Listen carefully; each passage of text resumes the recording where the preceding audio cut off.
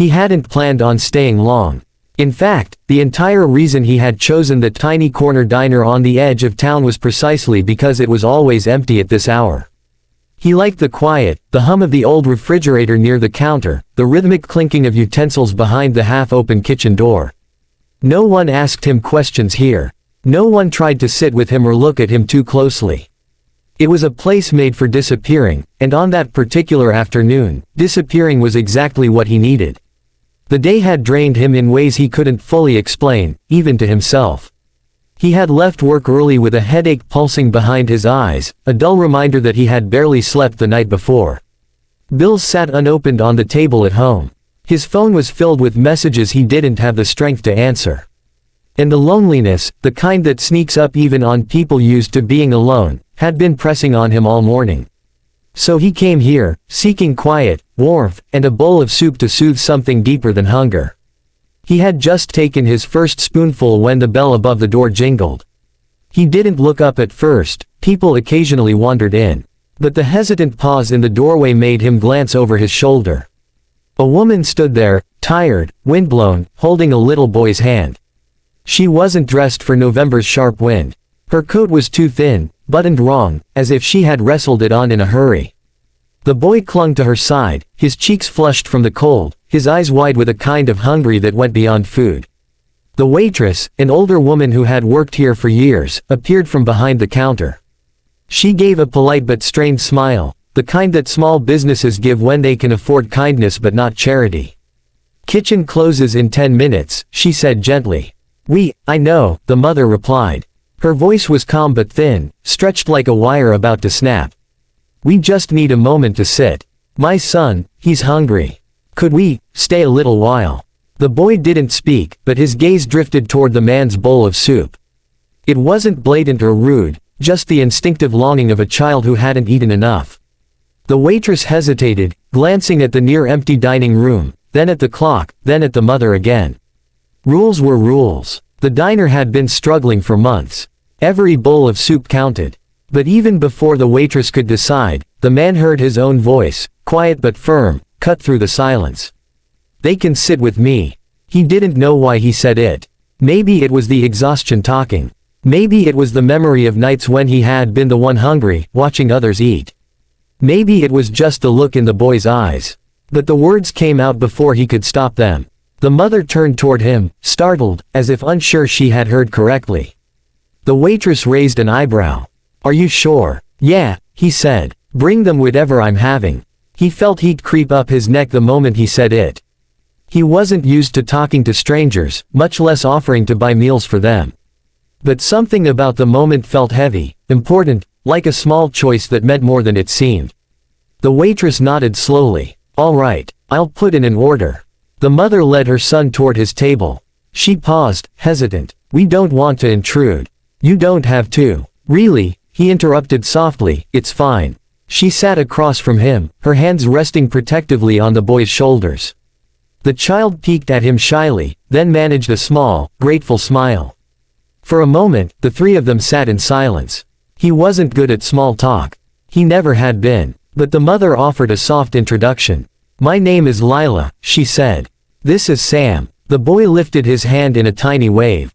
He gave his own name, short, simple, and nodded awkwardly. "Nice to meet you both." The waitress returned with warm bowls of soup, extra bread, and 2 glasses of water. The steam rose in gentle clouds, filling the table with a comforting smell. Sam stared at the food as if he were afraid it might disappear. He didn't touch it until his mother gave him a reassuring nod. Then he dug in with small, careful bites, no rushing, no shoveling, just quiet, focused eating, as if savoring every spoonful. Lila didn't eat right away.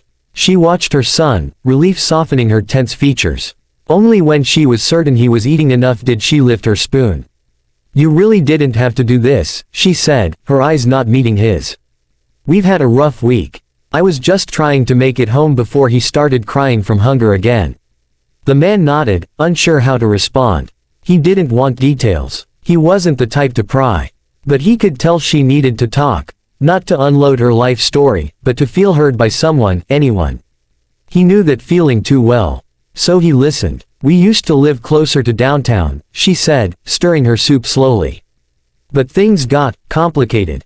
Rent went up. I lost a few shifts at work. My mom passed. We moved farther out to save money, but the commute is hard, and the bus was late today. I didn't have enough cash on me for groceries until tomorrow. She swallowed hard, embarrassed. I didn't want him to go to bed hungry again. Her voice cracked on the word again. The man looked at the boy, still eating neatly, his tiny shoulders hunched like he knew more than a child should. He felt something twist inside him. He knew what it was like to go to bed hungry.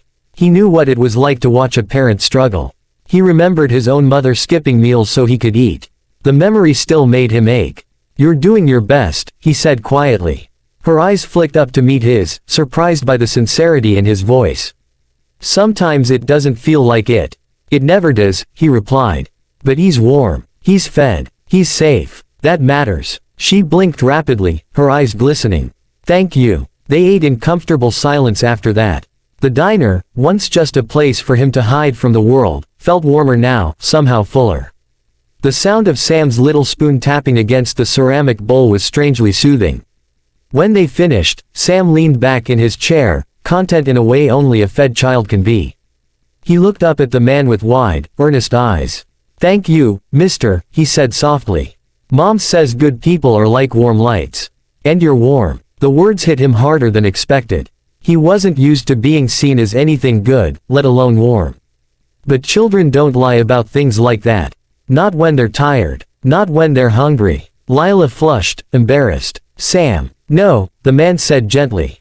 "It's okay." For a moment, the world seemed to shrink to that tiny table, the nearly empty diner, the fading light outside, the quiet clatter from the kitchen. There was no noise, no stress, no heaviness. Just a strange, unexpected sense of connection. When the bill came, he reached for it, but the waitress shook her head. "It's on the house," she said softly. "For all three of you." He stared at her, surprised. She shrugged. "Sometimes kindness comes in circles." Lila pressed a hand to her heart. "Thank you. Both of you." The boy gave a sleepy smile. He was full now, and warmth made his eyelids droop. As they got ready to leave, Lila paused beside him. "If you ever come here again, we'd like to say hello," she said. "If that's all right." He wasn't used to people wanting to see him again. But he nodded. "Yeah, that'd be nice." She smiled, relieved. Outside, the wind had softened. He watched as she lifted her son into her arms, holding him close, whispering something that made Sam giggle despite his exhaustion. They walked away slowly, disappearing into the dim glow of streetlights. For a long moment, he remained in the doorway, the cool air brushing against his face. He had walked in expecting to eat alone, to sit in silence and disappear into the background. Instead, he had shared a meal that reminded him of something he'd forgotten, something simple, quiet, and deeply human.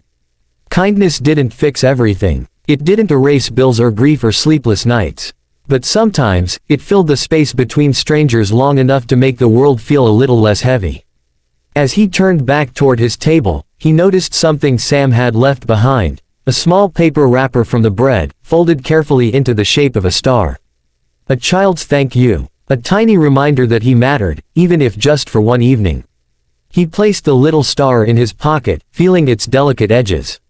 For the first time in a long while, he didn't feel so alone.